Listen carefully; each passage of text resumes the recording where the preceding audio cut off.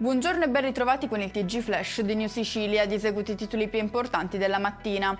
Convalidato il fermo dei due presunti responsabili dell'omicidio di Paolo Zuppardo, il 48enne morto mercoledì scorso ad Avola, in provincia di Siracusa. Padre e figlio avrebbero confermato di essere coinvolti nell'aggressione, negando però di aver aperto il fuoco. Sono 8 i medici finiti sotto indagine a Trapani per i gravi ritardi nella consegna dei referti istologici da parte dell'ASP. Disposto un incidente probatorio per accertare se a causa delle inefficienze le condizioni di 10 pazienti si siano aggravate. Nuova aggressione ai danni di un autista dell'AMAT a Palermo, preso a calci e pugni da due giovani passeggeri che pretendevano di scendere fuori fermata. I responsabili si sono dileguati e al momento risultano irreperibili.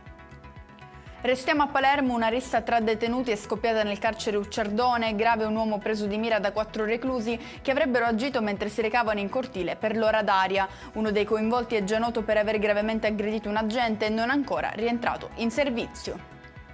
Si fingono rivali per tenere in pugno un costruttore, smascherate due bande criminali, una formata da esponenti di mafia siciliana e una di criminali romani. Attraverso minacce e atti intimidatori gli indagati, tra cui 2 catanesi, avrebbero costretto la vittima a cedere la proprietà di 3 immobili a prezzi inferiori a quelli di mercato.